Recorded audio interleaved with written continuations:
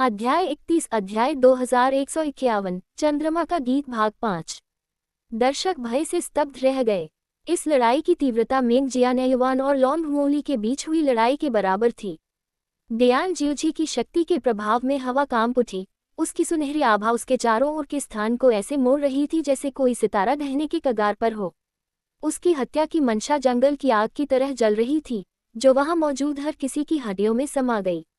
तापमान गिर गया, लेकिन ये डर से नहीं था, यह उसकी अनियंत्रित शक्ति के दम घोंटने वाले दबाव से था। यहाँ तक कि दिव्य प्रतिनिधिगण, जो पूरे युद्ध के दौरान शांत बने रहे थे, भी स्पष्ट रूप से तनावग्रस्त दिखाई दिए। उसने पूरी तरह से नियंत्रण खो दिया है, असीम दिव्य रीजेंट ने बड़बड़ाते हुए कहा। उसकी भौहें गहरी सिकुड़ी हुई थी, उसकी अभिव्यक्ति अस्पष्ट थी। अनंत रात्रि की ओर एक बुजुर्ग ने आखिरकार अपनी चुप्पी तोड़ी। उसकी आवाज घबराहट में बढ़ गई।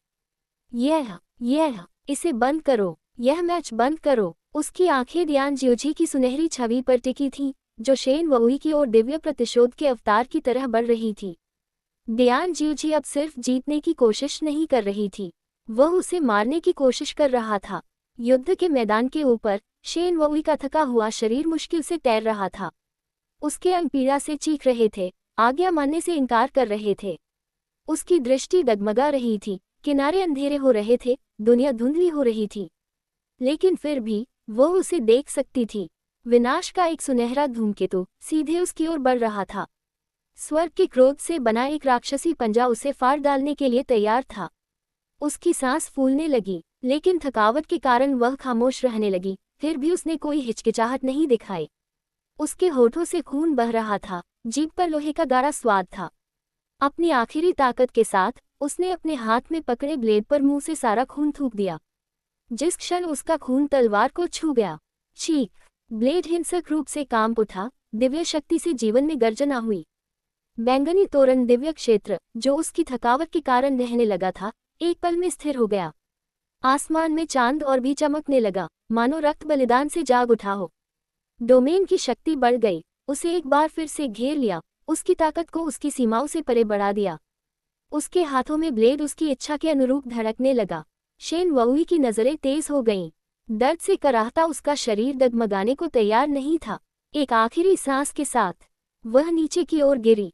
सुनहरे नरक के सामने बैंगनी रोशनी की एक लकीर उसकी ओर दौड़ रही थी।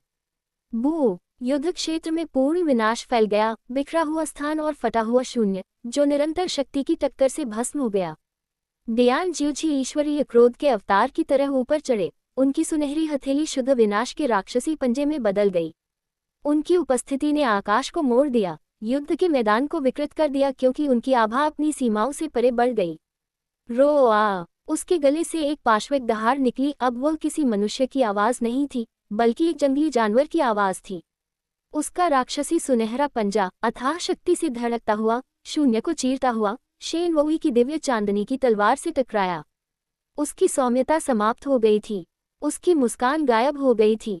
दुनिया के सामने उनका जो दिखावा था, वह अब नहीं रहा। जो कुछ बचा वह एक जानवर के अलावा कुछ नहीं था। डियान जियोजी, वह आदमी इस क्षण में अब अस्तित्व में नहीं था। दूर से एकत्रित हुए देवतागण गंभीर दृष्टि से युद्ध को देख रहे थे। उनकी दिव्य दृष्टि अराजकता को भेद रही थी। नस ने उसे पूरी तरह से अपने नियंत्रण में ले लिया है, एक ने बड़बड़ाते हुए कहा। उसकी आवाज एहसास से भारी थी। सच्चाई को नकारा नहीं जा सकता था। यह अब डियान जियोजी की शेन वुई से लड़ाई नहीं थी, यह महान क्रोध की दिव्य शिरा थी। अप्रतिबंधित, अनियंत्रित, क्षमा न करने वाला, पागलपन का सुनहरा पंजा भयानक ताकत के साथ युद्ध के मैदान को चीरता हुआ आगे बढ़ रहा था, जबकि दिव्य चांदनी की तलवार अपनी चमक को बनाए रखने के लिए लड़ रही थी। आकाश कांप उठा जब आदिम विनाश दिव्यता से टकराया। बुओ! आकाश में एक शक्तिशाली लहर उठी, जिसने युद्ध के मैदान के अवशेषों को चीर दिया। अंतरिक्ष में दरारें पड़ गईं, टुकड़े टुकड़े हो गए और ढह गए, क्योंकि दोनों लड़ाकों की जबरदस्त ताकत ने भूमि को ही निगल लिया। आखिरकार उसने इस पर नियंत्रण खो दिया। एबिसल सम्राट ने धीरे से बड़बड़ाया, उसकी नज़र युद्ध के मैदान पर टिकी हुई थी। उसका स्वर न तो आश्चर्यचकित था और न ही निराश, बस उदासीन, जैसे कि उसे शुरू से ही इस परिणाम की उम्मीद थी। महान क्रोध के शरीर के एकमात्र स्वामी और क्रोध भगवान जाति के निर्माता के रूप में वह किसी से भी बेहतर इसकी गहराई को समझता था। दियान ज्यूजी के विपरीत, वह कभी भी खुद को शक्ति के आगे नहीं खोएगा। उसका नियंत्रण पूर्ण था। शरीर अपनी जंगली और विस्फोटक प्रकृति के बावजूद उसकी इच्छा शक्ति के विस्तार से अधिक कुछ नहीं था। लेकिन दियान ज्यूजी अलग थे। उसके पास पूरा शरीर नहीं था, केवल महान क्रोध की एक नस, असली शक्ति का एकमात्र अंश। फिर भी यह छोटा सा निशान, प्राचीन शक्ति का यह महत्वहीन निशान, एक ऐसी शक्ति रखता था जिसे पूरी तरह से जागृत होने के बाद नियंत्रित करना उसकी क्षमता से परे था। किसी की क्षमता से परे की शक्ति दोधारी तलवार से अधिक कुछ नहीं है। वश में होने पर यह अद्वितीय शक्ति प्रदान करता है, लेकिन यदि कोई इसे अपनी सीमा से परे चलाने का साहस करता है, तो यह उन्हें उतनी ही निर्दयता से खा जाता है जैसे यह उनके शत्रुओं को खा जाता है। और अब दियान ज्यूजी ने वह सीमा पार कर ली थी। रो रा। दियान ज्यूजी से एक पाश्विक चीख फूटी, जिसने आकाश और पृथ्वी को समान रूप से हिला दिया। नहीं, यह उसकी आवाज नहीं थी, ये तो नस की ही आवाज थी। उसके भीतर की प्राचीन शक्ति पूरी तरह से जागृत हो चुकी थी, जिसने उसके मन, शरीर और आत्मा पर कब्जा कर लिया था। वह अब दियान ज्यूजी नहीं था, असीम दिव्य साम्राज्य का दिव्य पुत्र। वह अब उस क्रोध का एक पात्र मात्र था जो उसे खा गया था। युद्ध का मैदान उसकी शक्ति के भार से कांप उठा जब उसके राक्षसी सुनहरे पंजे ने शेन वुई के चमकदार बैंगनी ब्लेड पर वार किया। बूम, उनके बीच एक दिव्य विस्फोट हुआ जिसने अंतरिक्ष को चीर दिया। ऊर्जा की लहरों ने युद्ध के मैदान को निगल लिया, जिससे मलबा आकाश में उड़ गया जैसे शून्य में बिखरे हुए तारे। दर्शक दीर्घाओं से देवता, दैवीय प्रतिनिधि और उच्च पुजारी तनावपूर्ण मौन में देख रहे थे। उनमें से कोई भी नहीं बोला, लेकिन उनके विचारों का भार उनके हाव भाव में स्पष्ट दिखाई दे रहा था। अगर वह इसी तरह चलता रहा तो वह खुद को नष्ट कर लेगा। नहीं, यह उन दोनों की गलती है। एक शरीर, मन और आत्मा क्रोध से भस्म हो रहे हैं। यह उसे तब तक खा जाएगा जब तक कि कुछ भी नहीं बचेगा। दूसरे ने अपने सामने उग्र राक्षस से निपटने के लिए लगातार अपना रक्तसार उगल दिया है। अगर यह जारी रहा तो उसके पास भी कुछ नहीं बचेगा। उस समय दियान ज्यूजी का सुनहरा पंजा और शेन वुई की बैंगनी तलवार एक बार फिर मिले और युद्ध का मैदान अराजकता में डूब गया। बूम, युद्ध क्षेत्र में एक जोरदार विस्फोट हुआ। रो। दियान ज्यूजी का परिवर्तन बहुत तेजी से बढ़ रहा था। अब केवल उसका हाथ ही नहीं था, उसका पूरा शरीर अब उत्परिवर्तित हो रहा था, महान क्रोध की जागृत शिरा के प्रभाव में बदल रहा था। उसके शरीर पर प्राचीन पैटर्न और सोने की नसें फैल गईं, पिघली हुई आग की तरह चमक रही थी। उसकी त्वचा फट गई और उसकी जगह मोटी और अभेद्य पपड़ियां फूट पड़ी। उसकी कभी इंसानी पुतलियां सिकुड़कर संकीर्ण ड्रैकोनिक स्लिट्स में बदल गई और उसका चेहरा पीड़ा और उत्साह के मिश्रण में मुड़ गया। उसकी आभा फूट पड़ी। बूम, उसकी उपस्थिति के बल पर अंतरिक्ष की संरचना टूटने लगी। सबसे मजबूत दिव्य सामग्रियों से सुदृढ़ युद्ध क्षेत्र हिंसक रूप से कांप उठा। सभी दिशाओं में दरारें फैल गईं। यह महान क्रोध की नस की शक्ति थी जो पूरी तरह से उन्मुक्त हो गई, क्योंकि दियान ज्यूजी की ताकत और भी अधिक बढ़ गई। ऊपर से एकत्रित दिव्य प्रतिनिधिगण और उच्च पुजारी गंभीर मौन में देख रहे थे। फिर भी जबकि उनकी शक्ति अभूतपूर्व स्तर तक बढ़ गई, उसे प्रयोग करने की कीमत भी उतनी ही गंभीर थी। टुकड़े टुकड़े करके उसकी आत्मा को खाया जा रहा था। हर सांस, हर धड़कन, हर शक्ति जो उसने इस्तेमाल की, उसकी कीमत चुकानी पड़ी, उसके अस्तित्व की कीमत। महान क्रोध कोई उपहार नहीं था, यह एक अभिशाप था जो अपनी शक्ति के बदले में सब कुछ मांगता था। वह टूटकर बिखर रहा है। असीम दिव्य साम्राज्य के बुजुर्ग चौंके, उनकी आवाज में चिंता और भय का मिश्रण था। नहीं, यह जारी नहीं रह सकता। असीम दिव्य रीजेंट दियान राहु ने अपनी मुठियां भींच ली, उनकी तीखी आंखें अपने बेटे पर टिकी थीं। शेन वुई की सांस तेज हो गई, उसकी छाती तेजी से ऊपर नीचे हो रही थी। अपने दृढ़ मन के बावजूद परिवर्तित दियान ज्यूजी से निकलने वाले दबाव ने उसे पीछे हटने पर मजबूर कर दिया। उसकी सहज प्रवृत्ति उसे चिल्लाकर बता रही थी कि यह अब लड़ाई नहीं बल्कि अस्तित्व की लड़ाई थी। जब उसने उसे देखा तो उसकी बैंगनी निगाहें थोड़ी कांप उठी। उसकी शक्ति स्तर एक दिव्य सीमित क्षेत्र के शिखर तक पहुंच गई है। यह ऐसी शक्ति नहीं है जिसके खिलाफ वह लड़ सके। युद्ध के मैदान में मुख्य पुजारी की अभिव्यक्ति काली पड़ गई। उसकी बूढ़ी आंखें दियान ज्यूजी के विचित्र परिवर्तन पर टिक गईं। असीम दिव्य साम्राज्य के एक समय के गौरवशाली दिव्य पुत्र ने मानवता की लगभग सारी झलक खो दी थी।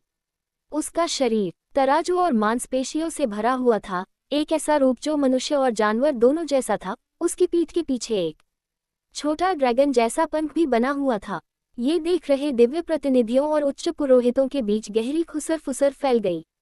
टेन ड्रैगन, महान क्रोध की शिरा का वास्तविक रूप। रुआ दयान जीवजी की दहाड़ से उसके चारों ओर का स्थान हिल गया तथा सदमे की लहरें बाहर की ओर फैल गईं। उसका मुंह खुला हुआ था जिसमें रेजक नुकीले दांतों की कतारें दिख रही थीं। उसके नुकीले दांत सुनहरी ऊर्जा से लथपथ थे, मानो हड्डी से मांस फाड़ने के लिए तैयार हों। उसकी आंखें जो कभी अहंकार से भरी थीं, शुद्ध पागलपन के शून्य में बदल गई थीं। उसकी कभी मानव जैसी भुजाएं अब मोटी सुनहरी शिल्कों से ढकी हुई थीं। उसके हाथ विशाल पंजों में बदल गए थे जो असीम दिव्य ऊर्जा से स्पंदित थे। असीम दिव्य शासक दयान राहु खड़े हो गए। उनकी मुठ्ठियां इतनी कसकर बंद थीं कि उनकी उंगलियां पीली पड़ गईं। स्टैंड में युनचे का पूरा शरीर तनावग्रस्त हो गया। क्विंग्यू गर्जना, दयान जीवजी का राक्षसी रूप पीछे की ओर झुका हुआ था। उसकी विशाल शल्कदार छाती फैल रही थी। उसके दांतेदार मुंह खुले हुए थे जिससे दिव्य अग्नि की धार निकल रही थी। सुनहरा नरक भयानक गति के साथ आगे बढ़ा जिसकी तुलना ड्रैगन एल्ड लॉन्ग होली के स्वयं के सांस हमले से की जा सकती थी। आग की लपटों से पहले ही झुलसाने वाली गर्मी शेन वुई तक पहुंच गई थी। विनाश की एक लहर जिसने उसके चारों ओर के स्थान को विकृत कर दिया था। बिना किसी हिचकिचाहट के शेन वुई ने अपनी शेष ऊर्जा के हर आखिरी अंश को बुलाया और बैंगनी तोरण दिव्य डोमेन के अवशेषों को आकर्षित किया। दिव्य चंद्रमा जिसने एक बार युद्धभूमि को प्रकाशित किया था टिमटिमाया, फिर लुप्त हो गया और पुनः उसके पीछे प्रकट हुआ। उसकी शक्ति दिव्य तेज के सुरक्षा कवच के रूप में उसके अंदर प्रवाहित हो रही थी। बैंगनी रंग की बाधा जीवंत हो उठी उसके और विनाश के बीच एक झिलमिलाती दिव्य दीवार। और अभी तक ये पर्याप्त नहीं था। दरार, एक धीमी अशुभ ध्वनि गूंजी। आग का तूफान जब बैरियर से टकराया तो वह हिल गया। उसके किनारे हथौड़े से मारे गए नाजुक कांच की तरह कांप रहे थे। क्रैक कैक कैक, दैवीय अवरोध पर फैली प्रत्येक दरार ने देखने वालों के हृदय में चोट पहुंचाई। नहीं, अनंत रात्रि के बुजुर्ग सख्त हो गए। उनकी उंगलियां फड़कने लगी क्योंकि उन्होंने हस्तक्षेप करने की प्रवृत्ति को दबा दिया। यहाँ तक कि चंद्र और तारा दिव्य रीजेंट्स ने भी अपने दांत पीस लिए। बूम, दिव्य चंद्रमा उसकी शक्ति का प्रतीक उसके पीछे थरथरा रहा था। उसकी रोशनी मंद पड़ गई, उसका आकार टिमटिमा रहा था और तब वह टूट गया। दिव्य तेज भीतर की ओर सिमट गया और शून्य में लुप्त हो गया। इसके विनाश के साथ शेन वही रक्षाहीन हो गया। बूम, स्वर्णिम लपटों ने उसे घेर लिया। शेन वही की चीख पूरे अखाड़े में गूंज उठी, एक ऐसी आवाज जिसने वहां मौजूद सबसे कठोर योद्धाओं में भी सिहरन पैदा कर दी। उसका स्वरूप जो कभी उज्ज्वल और अछूता था अब आग में डूब रहा था। किंग्युए युनचे अंदर ही अंदर चिल्लाया और अपनी सीट से उछल पड़ा। उसका पूरा शरीर कांप रहा था मानो उसके अंदर कुछ फटने वाला हो। उनकी हरकतों ने अनगिनत लोगों का ध्यान अपनी ओर खींचा, यहाँ तक कि दैवी प्रतिनिधि, उच्च पुजारी और स्वयं सम्राट भी उसकी ओर मुड़े। लेकिन युन को इसकी परवाह नहीं थी।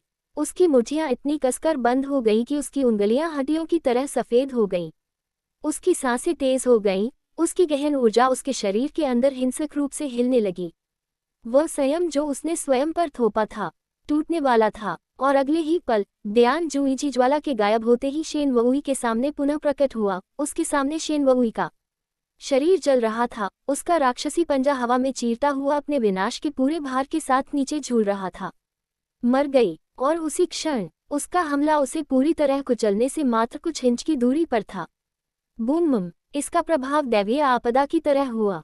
मुझे डर है कि लड़ाई यहीं खत्म हो जाएगी। युद्ध के मैदान में एक सहज हवा की तरह अराजकता को चीरता हुआ आगे बढ़ा। बिल्कुल आखिरी क्षण में दयान जीवजी के अवरोही प्रहार और शेन वुई के बीच एक अकेली आकृति दिखाई दी थी।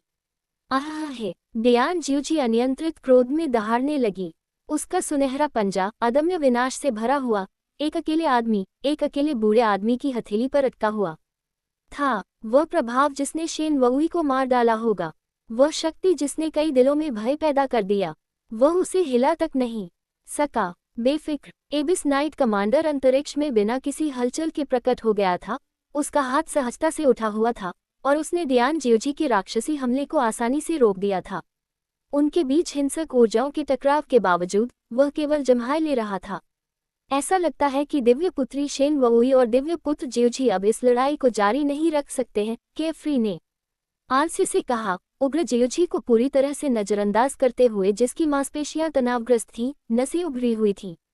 योजक चिन्ह, जो उसे पीछे धकेलने की पूरी कोशिश कर रहा था, लेकिन ये बेकार था। इससे कोई फर्क नहीं पड़ता कि महान क्रोध की नस ने उसे कितनी शक्ति दी थी। केफ्री उच्च साधना शक्ति के विरुद्ध उनका संघर्ष एक अचल पर्वत के विरुद्ध क्षणभंगुर हवा के झोंके से अधिक कुछ नहीं था। केफ्री ने सम्मानपूर्ण स्वर में अपना सिर एबिसल सम्राट की ओर झुकाया। महाराज, सभी ने अपनी सांस रोक ली।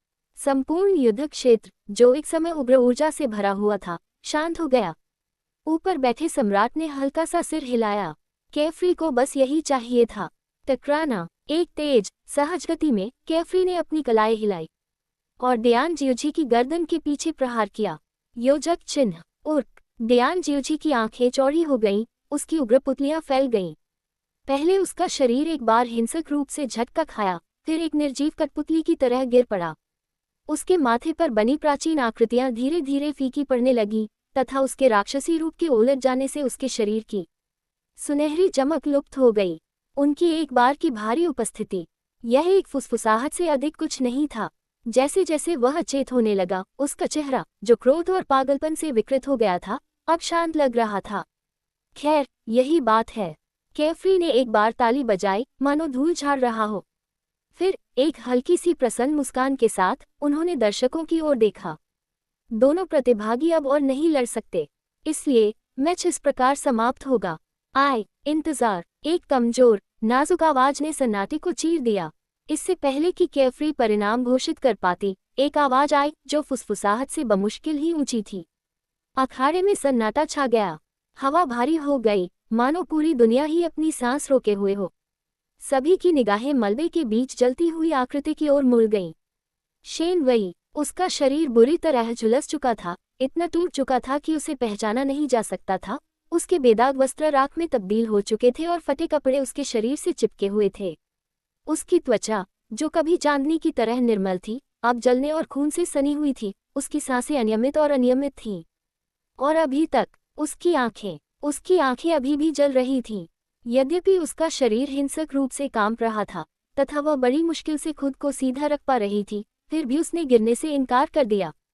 यद्यपि उसकी आत्मा थकावट के बोझ से कांप रही थी, फिर भी वह अपनी अदम्य इच्छाशक्ति से चेतना से चिपकी रही। उसका हाथ कांप रहा था और खून से लथपथ था। उसने अपनी तलवार पकड़ रखी थी, जिसकी नोक अखाड़े के टूटे हुए फर्श में गहराई तक धंसी हुई थी। हथियार ही वह सब था जो उसे खड़ा रख सका। मृत्यु के कगार पर खड़े एक योद्धा की तरह उसकी आकृति किसी ऐसे व्यक्ति से मिलती जुलती थी जो कभी किसी प्रचंड शक्ति के विरुद्ध खड़ा था। नचे, जब उसने लॉन्ग होली के खिलाफ लड़ाई लड़ी थी, जब उसने घुटने टेकने से इनकार कर दिया था। शेन वोई अब उसी तरह खड़ी थी, अड़ जाना प्रस्तुत करने के लिए अनिच्छुक। हार के बाद भी वह खुद को टूटने नहीं देती। शेन वई, अनंत रात्रि के बैठने के स्थान से बुजुर्ग लोग स्तब्ध होकर चुपचाप देख रहे थे। कुछ लोग गर्व से देख रहे थे, कुछ लोग पीड़ादायक दुख से, और कुछ लोग गहरे खेद से। डायन राहु ने अपनी आंखें सिकोड़ लीं, उसका भाव अस्पष्ट था। डियान जियोजी, उसका राक्षसी परिवर्तन फीका पड़ रहा था। उसका शरीर क्षतिग्रस्त और अचेत था। अब वह उस महिला को नहीं देख सकता था जिसने उसके सामने झुकने से इनकार कर दिया था। और उन सब के ऊपर सम्राट एक अस्पष्ट निगाह से देख रहा था। उद्धरण चिन्ह ... मैच खत्म हो गया है, केफ्री ने अंततः कहा। उसकी आवाज में अंतिमता और शांत प्रशंसा दोनों झलक रही थी। उसने भी जली हुई किंतु अविचलित युवती को देखा। उनके मन का एक हिस्सा पहले ही दोनों प्रतिभागियों की स्थिति को समझते हुए मैच को रूप में समाप्त करने का निर्णय ले चुका था। लेकिन वह उसके इरादों को गलत समझ गई। उसने सोचा कि वह उसकी हार की घोषणा करने वाला है, और अब भी इस अवस्था में भी उसने इसे स्वीकार करने से इनकार कर दिया। केफ्री ने आह भरी, ये लड़की, उसने धीरे से कहा। उसकी आंखों में सम्मान का भाव गहरा हो गया। उसके हाथ की एक लहर के साथ एक कोमल बल ने शेन वोई के शरीर पर दबाव डाला। इससे उसे कोई नुकसान नहीं हुआ, इससे उसे नीचे आने पर मजबूर नहीं किया गया। ये बस वास्तविकता का भार वहन करता था। लड़ाई खत्म हो गई थी, और चाहे उसकी इच्छाशक्ति कितनी भी क्यों न हो, उसका शरीर पहले ही अपनी पूर्ण सीमा तक पहुंच चुका था। महान क्रोध की शिरा ने डियान जियोजी को पूरी तरह से निगल लिया। अब ये दो दिव्य बच्चों के बीच की लड़ाई नहीं थी। जिस क्षण उसने स्वयं को सत्ता से खो दिया, वह पहले ही हार चुका था। अब वह नहीं लड़ रहा था, बल्कि न स्वयं लड़ रही थी। एबिसल नरेश ने युद्ध को केवल शिरा की शक्ति की पूर्ण सीमा को देखने के लिए ही जारी रहने दिया था। यही एकमात्र कारण था कि केफ्री ने अभी तक हस्तक्षेप नहीं किया था। लेकिन अब डयान जियोजी की आत्मा पूर्ण विनाश के कगार पर थी। अगर ऐसा ही चलता रहा तो उसमें कुछ भी नहीं बचेगा। यदि केफ्री ने कुछ भी नहीं किया होता तो भी डायन राहु असीमंत दिव्य रीजेंट स्वयं ही हस्तक्षेप कर देता। लड़ाई का फैसला बहुत पहले ही हो चुका था। स्थिति को पूरी तरह समझते हुए और सम्राट के मौन आदेश को अपनी आत्मा में गूंजते हुए केफ्री ने एक बार फिर अपनी आवाज ऊंची करने से पहले गहरी सांस छोड़ी। उनके शब्दों में पूर्ण अधिकार था तथा उनमें ईश्वरीय न्याय का भार था। अनंत रात्रि दिव्य साम्राज्य की दिव्य पुत्री शेन वहुई ने अपनी अंतिम सांस तक बहादुरी से लड़ाई लड़ी है। यद्यपि उसकी शक्ति महान क्रोध की शिरा से मेल नहीं खा सके, फिर भी वह अंत तक चेतना में बनी रही, जबकि दिव्य पुत्र जियोजी ने शिरा के पागलपन में खुद को खो दिया। इसलिए इस लड़ाई का विजेता अनंत रात्रि दिव्य साम्राज्य है। अध्याय 32 अध्याय 2152 चंद्रमा का गीत भाग 6। उसकी आवाज से आकाश हिल गया। ये घोषणा पूरे अखाड़े में गूंज उठी, हर दिल हर आत्मा में गूंज उठी। एक क्षण के लिए स्तब्ध मौन, तब हौंफना, सदमा, लेकिन साथ ही समझ। ये दो दिव्य बालकों के बीच युद्ध था। और डयान जियोजी, जब युद्ध समाप्त हुआ तो वह अपने आप में नहीं रहा, वह पूरी तरह से कुछ और ही बन गया था। उनकी हार निर्विवाद थी। हफ हफ हफ। केफ्री का फरमान सुनकर शेन वहुई के खून से सने होंठ खुल गए। अंततः उसकी इच्छाशक्ति भी जवाब दे गई। उसके घुटने मुड़ गए। उसकी कांपती हुई उंगलियां, जो अभी भी तलवार को पकड़ रही थी, धीरे धीरे ढीली पड़ गईं। और अंत में वह गिर पड़ी। उसका शरीर मैदान के फर्श पर एक नर्म, अंतिम धमाके के साथ टकराया। एक बार उसकी पलकें फड़क उठी, उसकी दृष्टि टहलने लगी। तब अंधकार। अंततः उसने स्वयं को बेहोश होने दिया। एक सहज गति से केफ्री ने अचेतन डयान जियोजी को असीम दिव्य रीजेंट राहु की ओर भेज दिया। राहु की आंखें फड़कने लगी। उसकी अभिव्यक्ति अस्पष्ट थी, लेकिन उसने अपने बेटे को सहजता से पकड़ लिया और उसके टूटे फूटे शरीर और आत्मा को अपनी बाहों में संभाल लिया। कुछ क्षण तक वह अपने बेटे को देखता रहा।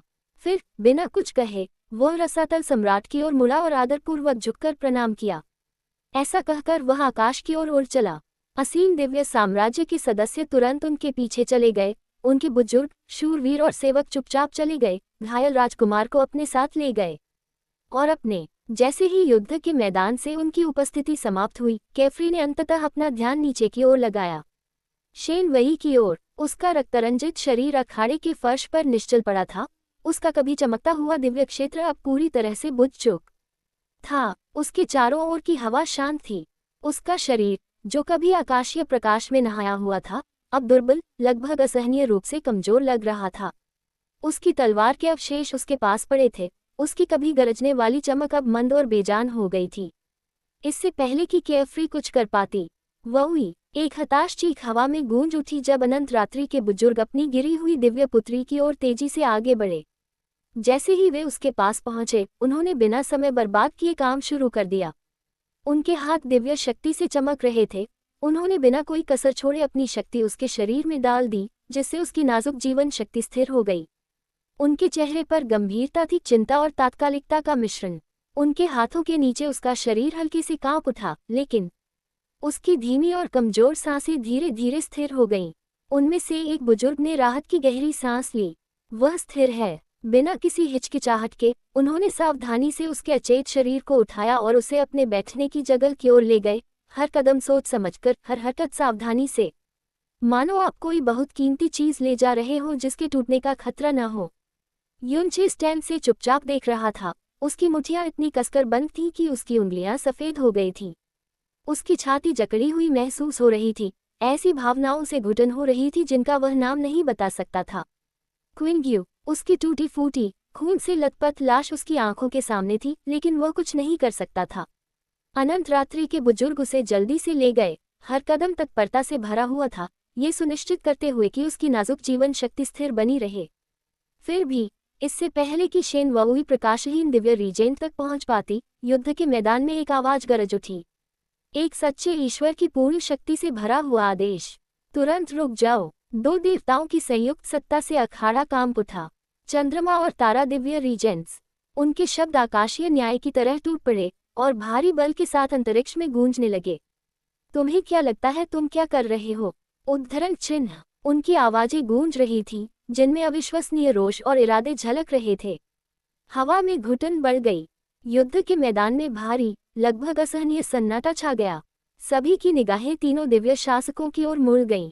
शेन यान्ये, प्रकाशहीन दिव्य रीजेंट, पूरी तरह से स्थिर रहीं। उनकी अभिव्यक्ति अपरिवर्तित रही, लेकिन उनके चारों ओर की हवा तेज हो गई। उसके लाल होंठ हल्के से मुड़े हुए थे, फिर भी उसकी निगाहों में कोई मनोरंजन नहीं था। ये ठंडा था, गणना की गई, खतरनाक। यद्यपि उसकी आभा संयमित रही, परंतु उसकी शक्ति का हल्का सा झोंका भी अंतरिक्ष में दरारें पैदा कर देता था। ऐसा महसूस हो रहा था मानो हवा किसी ब्लेड की धार पर टिकी हुई है। तुम्हें पता होना चाहिए कि किसी अन्य दिव्य साम्राज्य से किसी का अपहरण करना निषिद्ध है, शेन याने। चंद्रदेव की आवाज एक ब्लेड की तरह थी, जिसका हर शब्द आरोप से धारदार था।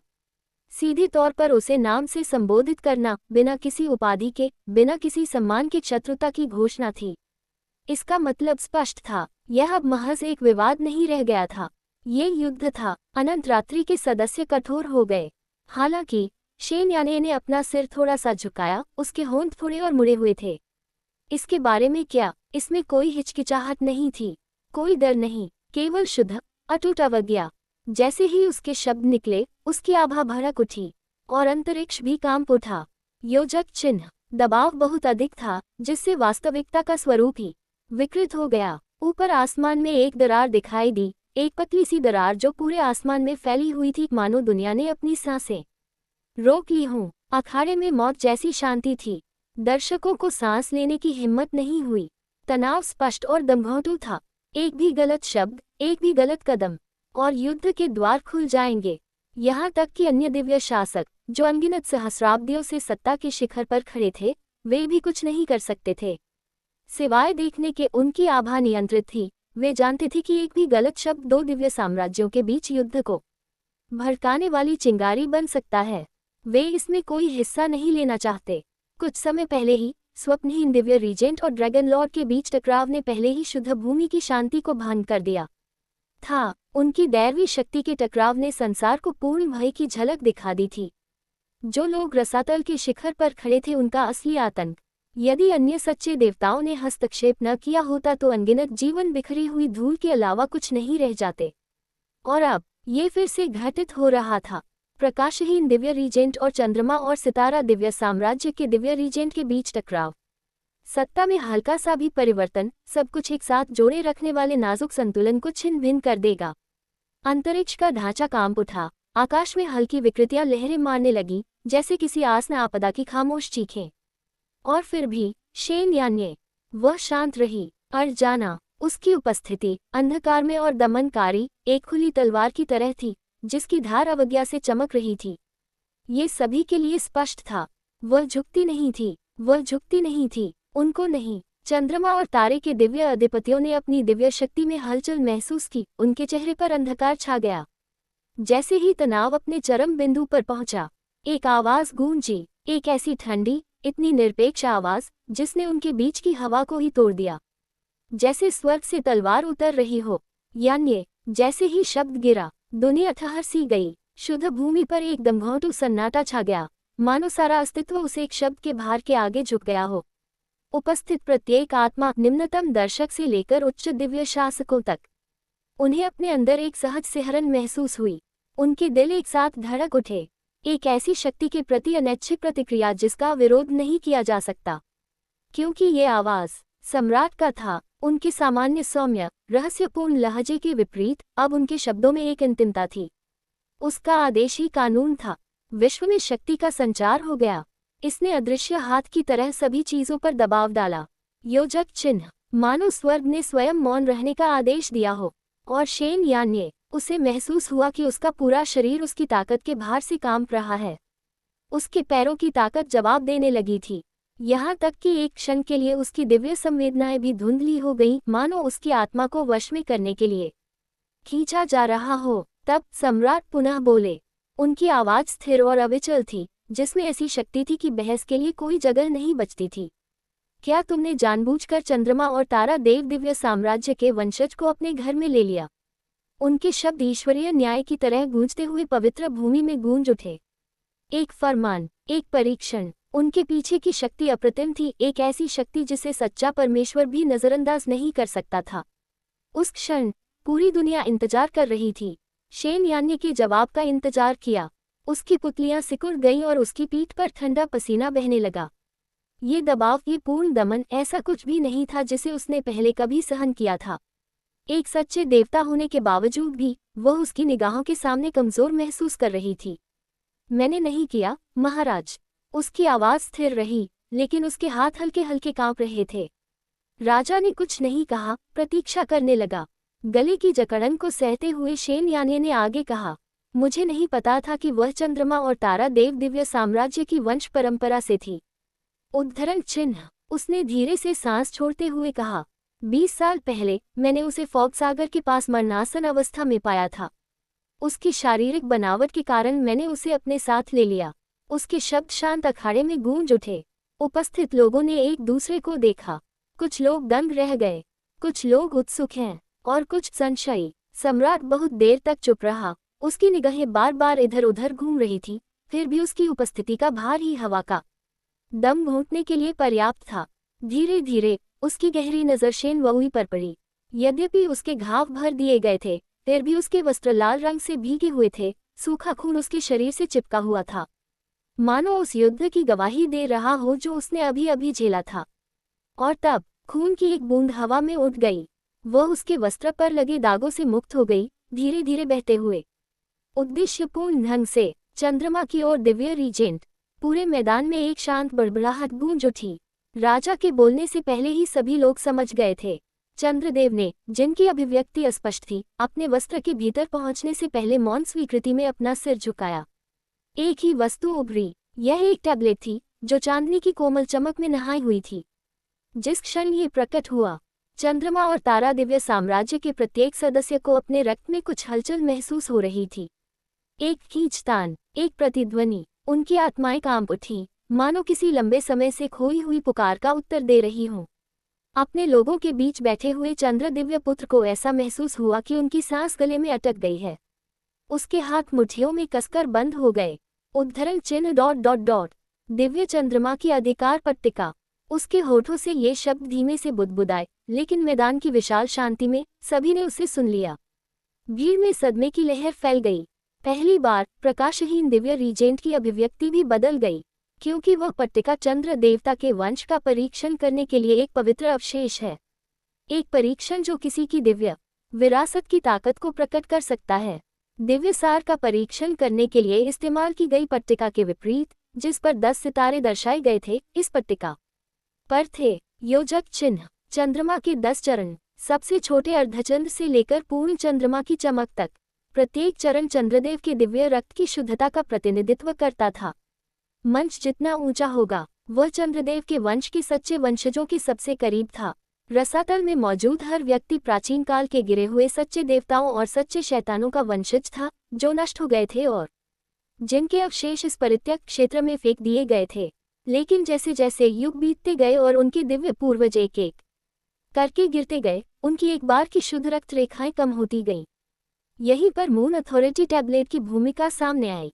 यदि शेन वुई की रक्त रेखा प्रतिध्वनि केवल पहले या दूसरे चरण को सक्रिय करती है, तो ये संकेत देगा कि वह एक दूर के वंशज से अधिक कुछ नहीं थी, शायद चंद्रमा और सितारा दिव्य साम्राज्य के अनगिनत कम कुलीनों या योद्धाओं में से एक भाग्यशाली व्यक्ति, निश्चित रूप से एक परिपूर्ण दिव्य सार और एक असाधारण काया को जगाने के लिए भाग्य द्वारा धन्य है, लेकिन इससे परे कुछ भी नहीं। हालांकि तीसरे या चौथे चरण की प्रतिध्वनि उसे राज्य की रक्तरेखा के आंतरिक घेरे में रखेगी, अधिक प्रतिष्ठित सदस्यों में से एक, जिसकी वंशावली में चंद्र देवता की शक्ति के शुद्ध निशान होंगे। लेकिन अगर वह 5वें या 6ठे चरण में पहुंच गई, तब वह महज कुलीन नहीं रह जाएगी, वह राजसी होगी, चंद्रदेव के दिव्य वंश का प्रत्यक्ष उत्तराधिकारी, राज्य में सबसे महान व्यक्तियों में से एक। चंद्रमा और तारा दिव्य साम्राज्य के वर्तमान दिव्य पुत्रों को 6ठे स्तर पर रक्तरेखा प्रतिध्वनि रखने के लिए जाना जाता था, जो उनकी पीढ़ी के सबसे मजबूत चमत्कारों के रूप में उनकी स्थिति का प्रमाण है। यहाँ तक कि दिव्य रीजेंट स्वयं भी राज्य के शासक और रसातल में सबसे शक्तिशाली व्यक्तियों में से एक इसी स्तर पर दर्ज किए गए थे। और अब जब चंद्र प्राधिकरण पट्टिका अपनी दिव्य चमक के साथ चमक उठी तो दुनिया सांस रोककर प्रतीक्षा कर रही थी। क्या शेन वुई स्वयं को मात्र एक दूर की वंशज साबित कर पाएगी, या फिर वह इससे भी बड़ी कोई बात उजागर करेगी? पूरे मैदान में एक अजीब सी शांति छा गई। सभी की निगाहें, चाहे वे नश्वर हों या दैवीय, दिव्य चंद्रमा की विरासत प्राधिकरण पर टिकी थी। शेन वुई के खून की एक बूंद हवा में तैर रही थी, जो एक गहरी अलौकिक चमक के साथ चमक रही थी जैसे ही वह धीरे धीरे प्राचीन पट्टिका पर उतर रही थी। चंद्रमा और तारा दिव्य रीजेंट्स ने अपनी सांस रोक ली, यहाँ तक कि ऊपर बैठे सम्राट भी थोड़ा सा आगे झुक गए। उनकी अथाह दृष्टि कौतूहल के साथ उस कलाकृति पर टिकी हुई थी। और तब एक रोशनी टिमटिमाई। टैबलेट के बिल्कुल निचले भाग पर एक छोटा सा अर्धचंद्र चमक उठा। प्रथम चरण, सबसे सामान्य प्रतिक्रिया, जो चंद्रदेव के वंश का एक धुंधला सा निशान दर्शाता है। किसी ने कोई प्रतिक्रिया नहीं दी। इतनी तो उम्मीद थी, परंतु फिर एक और चांद प्रज्वलित हुआ, और एक और। प्रत्येक चरण पिछले चरण की अपेक्षा अधिक चमकीला था। मृदु चमक तीव्र होती गई, जिससे अखाड़ा चमकदार चांदी की रोशनी से भर गया, जो प्रत्येक दर्शक की चौड़ी हो चुकी आंखों में प्रतिबिंबित हो रही थी। चौथा चरण प्रज्वलित हुआ। भीड़ में एक शांत सी चीख गूंज उठी। इसका मतलब यह है कि वह सिर्फ एक दूर की वंशज नहीं है, वह हमारे चंद्र और तारा दिव्य साम्राज्य की प्रत्यक्ष सदस्य है। और भी बड़बड़ाहटें शुरू हो गईं। चंद्र दिव्य पुत्र ने अपनी मुठियां भींच लीं, उसकी सांसें अस्थिर हो गईं। चौथे स्तर पर शेन वुई को पहले से ही उच्च स्थिति वाले व्यक्ति, उनके राज्य के एक कुलीन व्यक्ति के रूप में स्वीकार किया जाएगा। अभी तक ये रुका नहीं। पांचवा चरण जीवन से जगमगा उठा। दिव्य राज्यों में खलबली मच गई, यहाँ तक कि प्रकाशहीन दिव्य रीजेंट, जो आमतौर पर सभी चीजों के प्रति उदासीन रहती है, ने भी अपनी आंखें थोड़ी सी सिकोड़ लीं। स्तर 5, स्टार डिवाइन रीजेंट ने धीरे से कहा। उसके चेहरे पर अविश्वास की एक दुर्लभ झलक थी। ये हमारे दिव्य बुजुर्गों का स्तर है। फिर भी चमक तीव्र गई। छठा चरण प्रज्वलित हुआ। क्या संपूर्ण पवित्र भूमि में आश्चर्य की चीखें गूंज उठी। स्तर 6, प्राचीन सच्चे देवताओं के पतन के बाद से अब तक का उच्चतम स्तर दर्ज किया गया। चंद्रमा और तारा दिव्य रीजेंट दोनों के पास ये सटीक स्तर था। अपनी सीटों से उठ खड़े हुए। इसका मतलब है हर कोई दंग रह गया। दिव्य रीजेंट्स की वर्तमान पीढ़ी अपने से पहले की पीढ़ी के शाही वंश के प्रत्यक्ष उत्तराधिकारी थे, जिन्हें उनके दिव्य सार की शक्ति के माध्यम से चुना गया था, और उनके पास अपने वंश की सर्वोच्च रक्त शुद्धता भी थी। और अब शेन वुई की रक्त शुद्धता छठे स्तर तक पहुंच गई, जो कि दिव्य रीजेंट्स के समान ही है। केवल एक ही संभावित निष्कर्ष था, वह कोई दूर की वंशज नहीं थी। वह कोई भाग्यशाली प्रतिभाशाली व्यक्ति नहीं थी जिसे पूर्ण दिव्य तत्व विरासत में मिला हो। वह शाही वंश की प्रत्यक्ष वंशज थी। चंद्रमा और सितारा भगवान की विरासत का एक सच्चा उत्तराधिकारी। उसके वंश के इतने शुद्ध होने के लिए इसका मतलब था कि वह उनकी पीढ़ी या उससे पहले की पीढ़ी के किसी व्यक्ति की संतान होनी चाहिए, खुद दैवीय रीजेंट्स के करीबी परिवार के सदस्य। इस अनुभूति ने चंद्रमा और तारा दिव्य साम्राज्य में सनसनी फैला दी। कौन उसके माता पिता थे? दिव्य शासकों के चेहरे पर चमक थी, उनके विचार तेजी से चल रहे थे। फिर भी उनमें से कोई भी ऐसा बच्चा पैदा करने वाले किसी व्यक्ति को याद नहीं कर सका। वे शासक थे, अपने राज्य के सबसे शक्तिशाली प्राणी। अगर उनके सीधे वंश का कोई बच्चा पैदा हुआ होता तो उन्हें कैसे पता नहीं चलता? उनकी निगाहें एकत्रित बुजुर्गों की ओर तेजी से घूम गईं। फिर भी बुजुर्ग लोग जिन्होंने सदियों से राज्य की सेवा की थी केवल अपना सिर हिला सकते थे। उनके भाव भी उतने ही हैरान थे। यदि उनमें से किसी को भी उसका ज्ञान न होता, तब एकमात्र अन्य संभावना ये थी कि किसी अन्य बुजुर्ग ने, जो उनके राज्य में किसी महान व्यक्ति का दर्जा था, बार एक बच्चे को जन्म दिया था और उसे दुनिया से छुपा कर रखा था। यह अभूतपूर्व था। यदि शेन वुई यहीं रुक गए होते तो यह उनके दिव्य साम्राज्य के इतिहास में सबसे बड़ा रहस्योद्घाटन हो चुका होता। लेकिन टैबलेट चमकती रही। चांदी की चमक और भी अधिक चमक उठी। इसकी दिव्य शक्ति अखाड़े में पहले कभी नहीं देखी गई किसी भी चीज से कहीं अधिक बढ़ गई। और तब सातवां चरण प्रज्वलित हुआ। असंभव, अविश्वास की सामूहिक गर्जना गूंज उठी। यहाँ तक कि सम्राट भी, जो इतने समय तक शांत बैठा रहा था, अंत में उसने भी रहस्यपूर्ण ढंग से एक धीमी आवाज में ओह कहा। महायाजक एक दूसरे की ओर मुड़े। उनके भाव गंभीर थे। ऐसा नहीं हो सकता, यहाँ तक कि कोई दिव्य प्रतिनिधि भी नहीं कभी 7वें चरण तक पहुँच गया था। 11 7वां स्तर और भी शुद्ध, हमारे दादा दादी से भी अधिक। चंद्रमा और तारा दैवीय रीजेंट्स की आवाजें कांप उठी। उनकी सामान्य रूप से शांत अभिव्यक्तियां अविश्वास में फटने लगी। उनके राज्य के संपूर्ण इतिहास में रक्त वंश की शुद्धता का ऐसा स्तर अत्यंत दुर्लभ था, जो केवल चंद्र देवताओं की पहली कुछ पीढ़ियों के प्रत्यक्ष वंशजों में ही दिखाई देता था। किसी का वंश प्राचीन युग के सच्चे देवताओं के जितना करीब था, उसका वंश उतना ही शुद्ध था। और 7वें स्तर पर शेन ववी का वंश सिर्फ महान नहीं था, वह सर्वोच्च दिव्य वंश की थी, सबसे प्राचीन चंद्र देवताओं का वंशज। इस रहस्योद्घाटन से moon and star divine kingdom के सदस्यों में सदमे की लहर दौड़ गई। न केवल शाही वंशज, बल्कि अपने वंश के प्राचीन शासकों की प्रत्यक्ष उत्तराधिकारी। उनके मन में एक भयानक विचार आया। दिव्य शासकों के चेहरे पर उदासी छा गई, क्योंकि उनकी निगाहें एक दूसरे पर घूम रही थीं। और अभी तक, इससे पहले कि दुनिया पूरी तरह समझ पाती कि क्या हो रहा है, 8वां चरण प्रज्वलित हुआ और उस क्षण अखाड़ा सन्नाटे में डूब गया। ऊपर आकाश मुड़ गया, स्वयं स्वर्ग भी उस गोली की शक्ति के साथ प्रतिध्वनि में कांप उठा। सम्राट की आंखें अंधेरी हो गईं। चंद्रमा और तारा दिव्य शासक अवाक थे। अनंत रात्रि दिव्य साम्राज्य के सदस्य पूर्ण अविश्वास में जमे हुए थे। हर कोई सदमे में था।